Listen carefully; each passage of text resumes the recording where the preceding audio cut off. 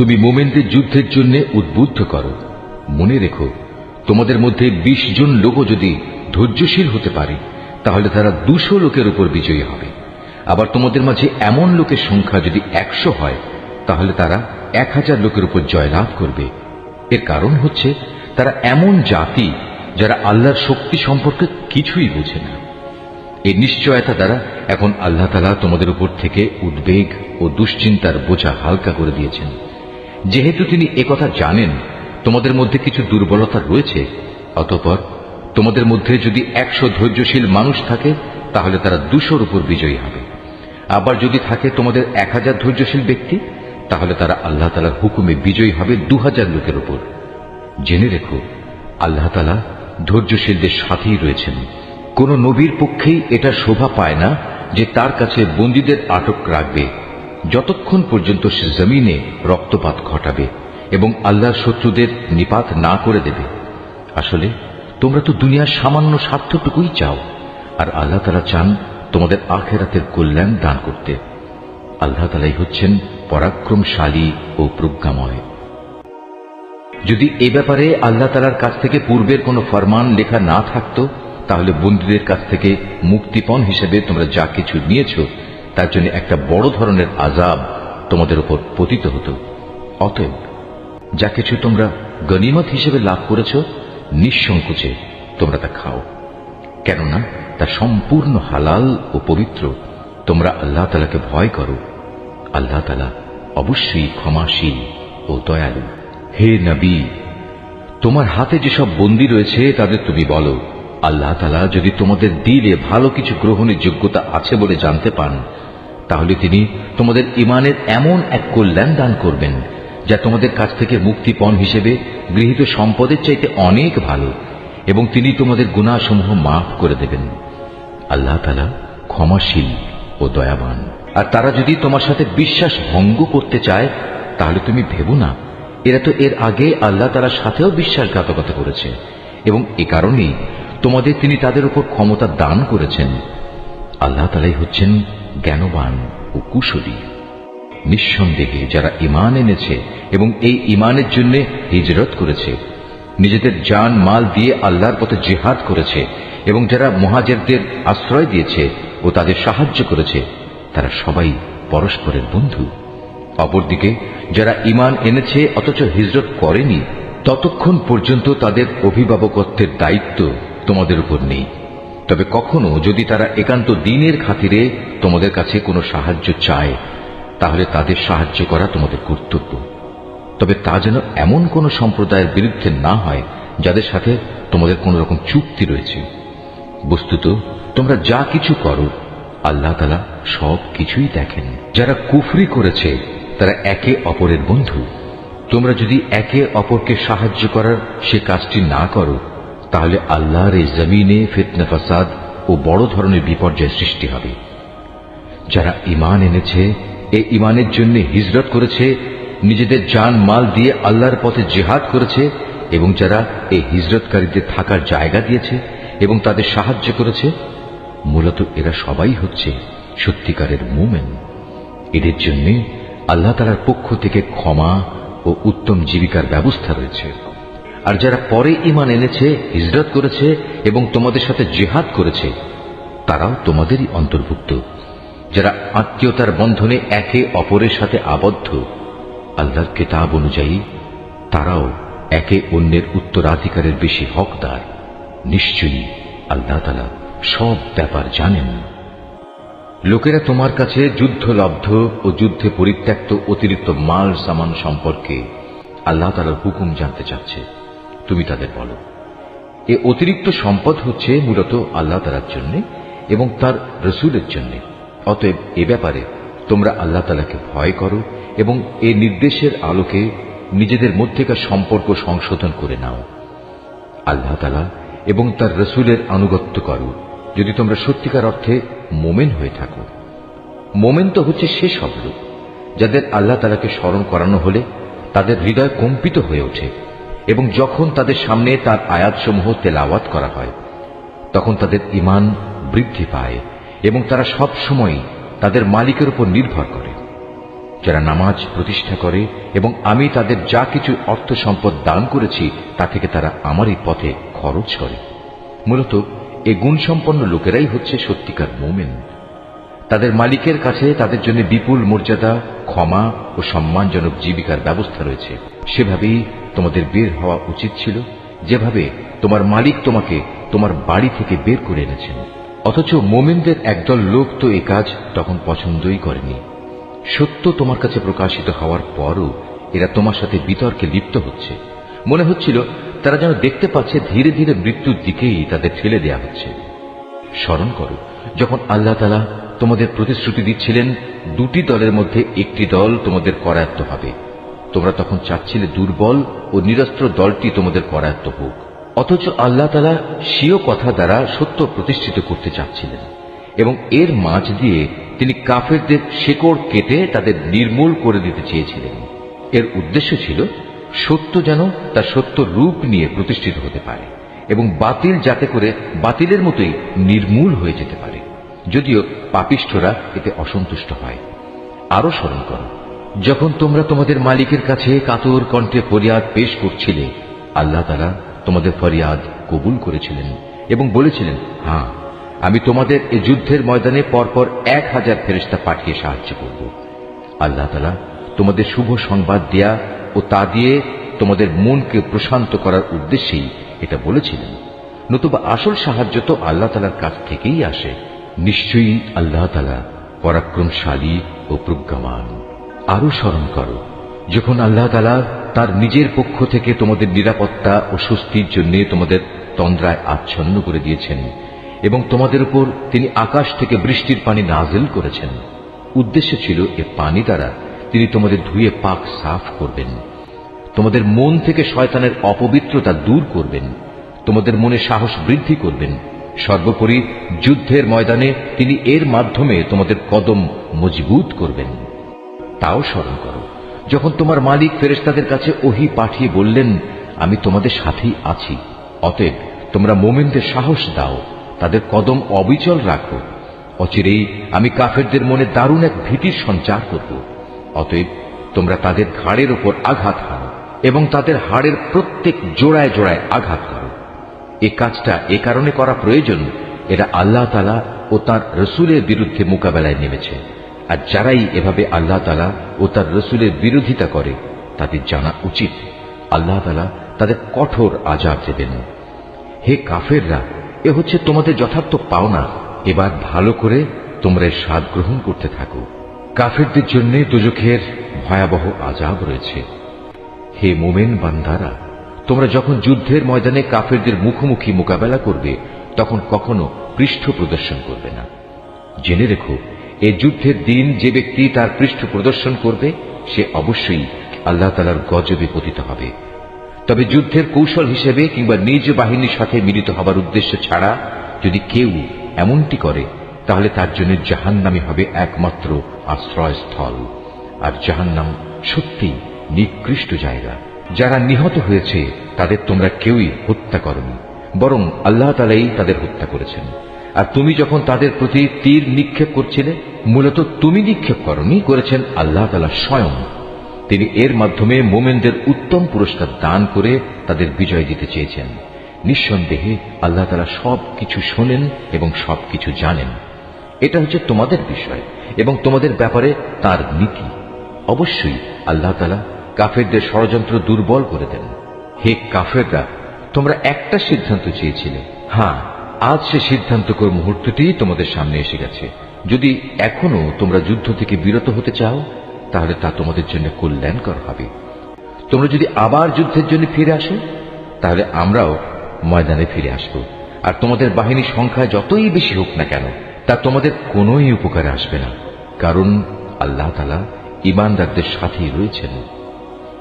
হে ঈমানদার লোকেরা, তোমরা আল্লাহ তাআলা ও তার রসুলের আনুগত্য করো, কখনো তার কাছ থেকে মুখ ফিরিয়ে নিও না, বিশেষ করে যখন তোমরা সবকিছু শুনতেই পাচ্ছ।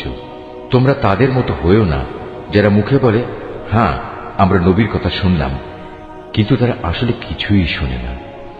আল্লাহ তাআলার কাছে তার সৃষ্টির নিকৃষ্টতম জীব হচ্ছে সেই বধির ও মূক মানুষগুলো যারা সত্য দিন সম্পর্কে কিছুই বোঝে না।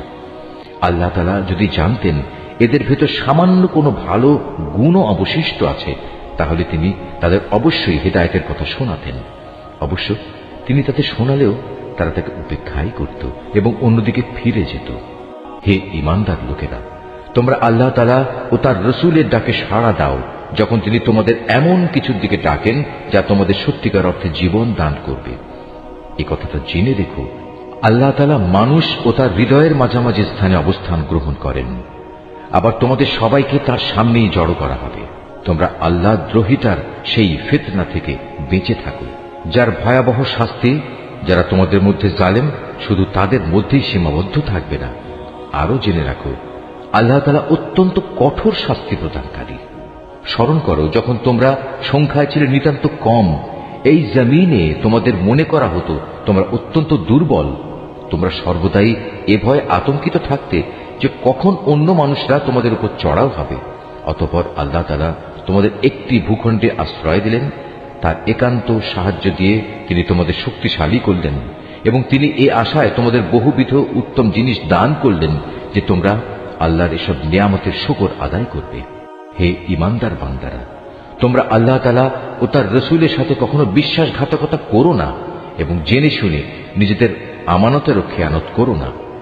জেনে রেখো, তোমাদের মাল সম্পদ ও সন্তান সন্ততি হচ্ছে আল্লাহ তাআলার পক্ষ থেকে পরীক্ষা মাত্র।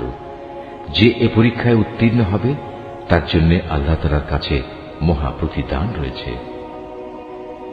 হে ঈমানদার লোকেরা, তোমরা যদি আল্লাহকে ভয় করে চলো তাহলে তিনি তোমাদের জন্য অন্যদের সাথে পার্থক্য নির্ণয়কারী স্বতন্ত্র মর্যাদা দান করবেন। তিনি তোমাদের গুনাহসমূহ মিটিয়ে দেবেন, তিনি তোমাদের ক্ষমা করে দেবেন। আল্লাহ তাআলার দান আসলেই অনেক বড়। স্মরণ করো, যখন কাফেররা তোমার বিরুদ্ধে ষড়যন্ত্র করছিল, তারা তোমাকে বন্দী করবে অথবা তোমাকে হত্যা করবে কিংবা তোমাকে আপন ভূমি থেকে নির্বাসিত করে দেবে। এ সময় একদিকে তারা তোমার বিরুদ্ধে ষড়যন্ত্র করছিল, আরেকদিকে আল্লাহ তাআলাও তোমার পক্ষে কৌশল চালিয়ে যাচ্ছিলেন। আর আল্লাহ তাআলাই হচ্ছেন সর্বোৎকৃষ্ট কৌশলী। যখন তাদের সামনে আমার কোনো আয়াত পড়ে শোনানো হতো, তখন তারা বলতো, হ্যাঁ, আমরা এই কথা আগেও শুনেছি, আমরা চাইলে এ ধরনের কথা তো নিজেরাও বলতে পারি। এগুলো আগের লোকদের উপকথা ছাড়া আর কিছু নয়। তারা যখন বলেছিল, হে আল্লাহ তাআলা, মুহাম্মাদের আনিত এ কিতাব যদি তোমার কাছ থেকে পাঠানো সত্য হয়, তাহলে একে অমান্য করার কারণে তুমি আমাদের উপর আসমান থেকে পাথর বর্ষণ করো কিংবা তুমি আমাদের উপর কোনো কঠিন শাস্তি পাঠিয়ে দাও। আল্লাহ তাআলা এমন নন যে তিনি তাদের কোনো আযাব দেবেন অথচ তুমি এখনো তাদের মধ্যে বর্তমান রয়েছ। আর আল্লাহ তাআলা এমনও নন যে কোনো জাতির মানুষদের তিনি শাস্তি দেবেন অথচ তারা কিছু লোক তখন আল্লাহর কাছে ক্ষমা প্রার্থনা করছে। কেনই বা আল্লাহ তাআলা এখন তাদের আযাব দেবেন না, যখন তারা আল্লাহর বান্দাদের মসজিদুল হারামে আসার পথ থেকে নিবৃত্ত করে? অথচ তারা তো এ ঘরের আসল অভিভাবকও নয়। এ ঘরের আসল অভিভাবক হচ্ছে তারা যারা আল্লাহ তাআলাকে ভয় করে, কিন্তু তাদের অধিকাংশ মানুষই কথা জানে না। এ ঘরের পাশে তাদের জাহিলি যুগের নামাজ তো কিছু শীষ দেয়া ও তালি বাজানো ছাড়ার কিছু ছিল না। এই কারণেই আল্লাহ তাআলা তাদের বলবেন, এখন তোমরা তোমাদের কুফরি কার্যকলাপের জন্য শাস্তি ভোগ করো। যারা আল্লাহ তাআলাকে অস্বীকার করেছে এবং যারা নিজেদের ধন সম্পদ এ খাতেই ব্যয় করেছে, যে এর দ্বারা মানুষদের আল্লাহ তাআলার পথ থেকে ফিরিয়ে রাখবে, এদের জন্য তুমি ভেবো না এরা এ পথে ধন সম্পদ আরো ব্যয় করতে থাকবে। অতঃপর একদিন সে ব্যয় করাটাই তাদের জন্য মনস্তাপের কারণ হবে। অতঃপর দুনিয়ার জীবনেও তারা পরাভূত হবে। আর যারা কুফরি করেছে, আখিরাতে তাদের সবাইকে জাহান্নামের পাশে একত্রিত করা হবে। এভাবেই আল্লাহ তাআলা ভালোকে খারাপ থেকে পৃথক করে দেবেন এবং খারাপগুলোর একটাকে আরেকটার উপর থেকে সবগুলো এক জায়গায় স্তূপীকৃত করবেন। অতঃপর গোটা স্তূপ জাহান্নামে নিক্ষেপ করবেন। মূলত এর লোকগুলো সেদিন ভীষণ ক্ষতিগ্রস্ত হবে। হে মুহাম্মদ, যারা আল্লাহ তাআলাকে অস্বীকার করেছে তাদের তুমি বলো, তারা যদি এ থেকে এখনো ফিরে আসে তাহলে তাদের অতীতের সব কিছুই ক্ষমা করে দেয়া হবে। তবে যদি তারা তাদের আগের কার্যকলাপের দিকে ফিরে যায়, তাহলে তাদের সামনে আগের জাতিসমূহের ভয়াবহ পরিণামের দৃষ্টান্ত তো মজুদ রয়েছে। হে ঈমানদার লোকেরা, তোমরা কাফেরদের বিরুদ্ধে লড়াই করতে থাকো যতক্ষণ না আল্লাহর জমিনে কুফরির ফিতনা বাকি থাকবে এবং দিন সম্পূর্ণভাবে আল্লাহ তাআলার জন্যই নির্দিষ্ট হয়ে যাবে। হ্যাঁ, তারা যদি কুফর থেকে নিবৃত্ত হয় তাহলে আল্লাহ তাআলাই হবেন তাদের কার্যকলাপের পর্যবেক্ষণকারী। এ সব কিছু সত্ত্বেও যদি তারা সত্য থেকে মুখ ফিরিয়ে নেয় তাহলে তোমরা জেনে রেখো আল্লাহ তাআলাই হচ্ছেন তোমাদের অভিভাবক। কত উত্তম অভিভাবক আল্লাহ তাআলা, কত উত্তম সাহায্যকারী তিনি। হে মুমিনরা, তোমরা জেনে রেখো যুদ্ধে যে সম্পদ তোমরা অর্জন করেছ তার 1/5 আল্লাহ তাআলার জন্য, রসুলের জন্য, তার স্বজনদের জন্য, এতিমদের জন্য, মিসকিনদের জন্য ও পথচারী মুসাফিরদের জন্য। তোমরা যদি আল্লাহতে বিশ্বাস করো, আরো বিশ্বাস করো সেই বিজয় ঘটিত বিষয়টির প্রতি যা আমি হক ও বাতিলের চূড়ান্ত মীমাংসার দিন ও একে অপরের মুখোমুখি হবার দিন আমার বান্দার উপর নাজিল করেছিলাম। আল্লাহ তাআলা হচ্ছেন সর্ববিষয়ের উপর একক ক্ষমতাবান। যুদ্ধক্ষেত্রে তোমরা ছিলে উপত্যকার নিকট প্রান্তে, তারা ছিল দূর প্রান্তে, আর কুরাইশ কাফেলা ছিল তোমাদের তুলনায় নিম্নভূমিতে। যদি তোমরা আগেই এ ব্যাপারে তাদের সাথে কোনো অগ্রিম চুক্তির সিদ্ধান্ত করতে চাইতে তাহলে এই সিদ্ধান্ত বাস্তবায়নে তোমরা অবশ্যই মতবিরোধ করতে, কিন্তু আল্লাহ তাআলা তাই ঘটাতে চেয়েছিলেন যা ঘটানো আল্লাহ তাআলার মঞ্জুর ছিল। এর উদ্দেশ্য ছিল যে দলটি ধ্বংস হবে তারা যেন সত্য মিথ্যা স্পষ্ট হওয়ার পরই ধ্বংস হয়, আবার যে দলটি বেঁচে থাকবে তারাও যেন সত্যাসত্য প্রমাণের ভিত্তিতেই বেঁচে থাকে। নিশ্চয়ই আল্লাহ তাআলা সর্বশ্রোতা ও সর্বজ্ঞ। আরো স্মরণ করো, আল্লাহ তাআলা তোমাকে যখন স্বপ্নে তাদের সংখ্যা কম দেখিয়েছিলেন তখন যদি তিনি তোমাকে তাদের সংখ্যা বেশি দেখাতেন তাহলে অবশ্যই তোমরা সাহস হারিয়ে ফেলতে এবং এ বিষয়ে তোমরা একে অপরের সাথে বিতর্ক শুরু করে দিতে। কিন্তু আল্লাহ তাআলা এটা না করে তোমাদের নিরাপদ করে দিয়েছেন, কেননা তিনি মানুষের অন্তরে যা কিছু লুকিয়ে থাকে সে সম্পর্কে সম্যক ওয়াকিবহাল রয়েছেন। সে সময়ের কথাও স্মরণ করো যখন তোমরা যুদ্ধের ময়দানে তাদের সামনাসামনি হলে, তখন তোমাদের চোখে তাদের সংখ্যা আল্লাহ তাআলা নিতান্ত কম করে দেখালেন এবং তাদের চোখেও তিনি তোমাদের সংখ্যাকে দেখালেন কম। এর উদ্দেশ্য ছিল যেন আল্লাহ তাআলা তাই ঘটিয়ে দেখান যা কিছু তিনি এ ঘটনার মাধ্যমে ঘটাতে চান, কেননা আল্লাহ তাআলার দিকেই সব কিছুকে ফিরে যেতে হবে। হে ঈমানদার লোকেরা, কোন বাহিনীর সাথে যখন তোমরা সামনাসামনি হও তখন ময়দানে অবিচল থাকবে এবং বিজয়ের আসল উৎস আল্লাহ তাআলাকে বেশি বেশি করে স্মরণ করতে থাকবে। আশা করা যায় তোমরা সাফল্য লাভ করতে পারবে। তোমরা আল্লাহ তাআলা ও তার রসুলের আনুগত্য করো, নিজেদের মধ্যে পরস্পর ঝগড়া বিবাদ করো না, অন্যথায় তোমরা সাহস হারিয়ে ফেলবে এবং তোমাদের প্রতিপত্তি খতম হয়ে যাবে। তোমরা ধৈর্য ধারণ করো, অবশ্যই আল্লাহ তাআলা ধৈর্যশীলদের সাথে রয়েছেন। তোমরা কখনো তাদের মতো হও না যারা অহংকার ও লোকদের নিজেদের শান শওকত দেখানোর জন্য নিজেদের ঘর থেকে বেরিয়ে এসেছে এবং সাধারণ মানুষদের যারা আল্লাহ তাআলার পথ থেকে ফিরিয়ে রাখে। মূলত তাদের সমুদয় কার্যকলাপই আল্লাহ তাআলা পরিবেষ্টন করে আছেন। যখন শয়তান তাদের কাজগুলোকে তাদের সামনে খুব চাকচিক্যময় করে পেশ করেছিল এবং সে তাদের বলেছিল, আজ মানুষের মধ্যে কেউই তোমাদের উপর বিজয়ী হতে পারবে না এবং আমি তো তোমাদের পাশেই আছি। অতঃপর যখন উভয় দল সম্মুখ সমরে ঝাঁপিয়ে পড়ল তখন সে কেটে পড়ল এবং বলল, তোমাদের সাথে আমার কোনোই সম্পর্ক নেই। আমি এমন কিছু দেখতে পাচ্ছি যা তোমরা দেখতে পাও না। আমি অবশ্যই আল্লাহ তাআলাকে ভয় করি এবং আমি জানি আল্লাহ তাআলা হচ্ছেন কঠোর শাস্তিদাতা। মুনাফিক ও তাদের দলবল যাদের দিলে গুমরাহির ব্যাধি রয়েছে, যখন তারা বলল, এই লোকদের মূলত তাদের নতুন দিন মারাত্মকভাবে প্রতারিত করে রেখেছে। সত্য কথা হচ্ছে, যে কোনো ব্যক্তি বিপদে আপদে আল্লাহ তাআলার উপর ভরসা করে সে বুঝতে পারবে আল্লাহ তাআলা প্রবল পরাক্রান্ত ও প্রজ্ঞাময়। তুমি যদি সত্যি সেই করুণ অবস্থা দেখতে পেতে যখন আল্লাহর ফেরেশতারা কাফেরদের রূহ বের করে নিয়ে যাচ্ছিল, ফেরেশতারা তখন তাদের মুখমণ্ডল ও পৃষ্ঠদেশে ক্রমাগত আঘাত করে যাচ্ছিল এবং তারা বলছিল, তোমরা আগুনের আযাব উপভোগ করো। মূলত এটা হচ্ছে তোমাদের নিজেদেরই উভয় হাতের কামাই যা তোমরা আগেই পাঠিয়েছিলে। আল্লাহ তাআলা কখনো তার বান্দার উপর জুলুম করেন না। এদের পরিণতি হবে ফেরাউনের আপনজন ও তাদের পূর্ববর্তী কাফিরদের মতোই তারা সবাই আল্লাহ তাআলার আয়াতকে অস্বীকার করেছে। ফলে তাদের গুনাহের দরুন আল্লাহ তাআলা তাদের পাকড়াও করলেন। নিশ্চয়ই আল্লাহ তাআলা শক্তিশালী ও কঠোর শাস্তি দানকারী। এটা এ কারণে যে আল্লাহ তাআলা যখন কোন জাতিকে কোন নিয়ামত দান করেন, তিনি ততক্ষণ পর্যন্ত তার সে নিয়ামত তাদের জন্য বদলে দেন না যতক্ষণ না তারা নিজেরা নিজেদের অবস্থার পরিবর্তন করে। নিশ্চয়ই আল্লাহ তাআলা সব কিছু শোনেন, সব কিছু জানেন। এরাও হচ্ছে ফেরাউন, তার স্বজন ও তাদের আগের লোকদের মতো। আল্লাহর আয়াতকে তারা সরাসরি মিথ্যা সাব্যস্ত করেছে। ফলে আমি তাদের কুফরির অপরাধের জন্য তাদের ধ্বংস করে দিয়েছি এবং ফেরাউনের স্বজনদের আমি ডুবিয়ে দিয়েছি। মূলত তারা সবাই ছিল জালেম।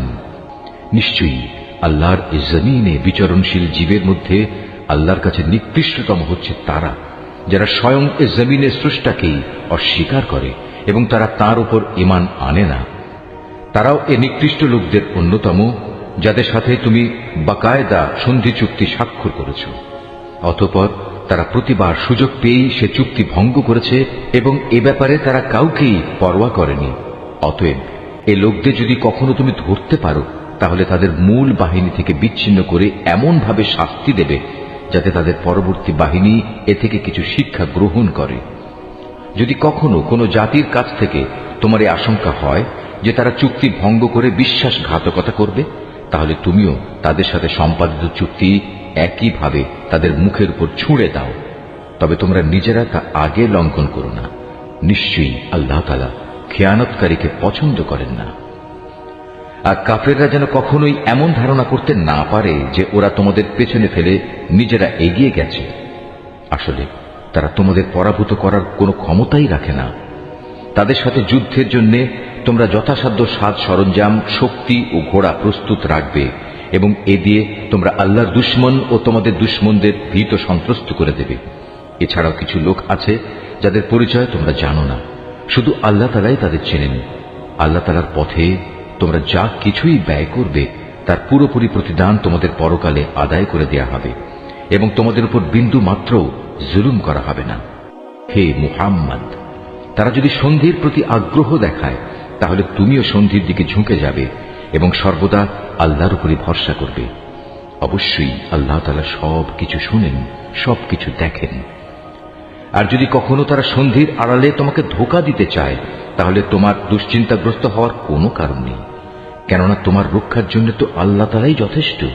তিনি তাঁর সরাসরি সাহায্য ও একদল মোমেন দ্বারা তোমাকে শক্তি জুগিয়েছেন। আল্লাহ তাআলা এই মোমেনদের দিলকে পারস্পরিক ভালোবাসা ও সম্প্রীতির বন্ধনে আবদ্ধ করে দিয়েছেন। অথচ তুমি যদি দুনিয়ার যাবতীয় সম্পদ এর পেছনে ব্যয় করতে, তবু তুমি এ মানুষদের দিলকে ভালোবাসার বন্ধনে আবদ্ধ করতে পারতে না। কিন্তু আল্লাহ তাআলা এদের মাঝে প্রীতি স্থাপন করে দিয়েছেন। অবশ্যই তিনি পরাক্রমশালী ও বিজ্ঞ কুশলী। হে নবী, তোমার জন্য এবং তোমার অনুবর্তনকারী মোমেনদের জন্য তো আল্লাহ তাআলাই যথেষ্ট।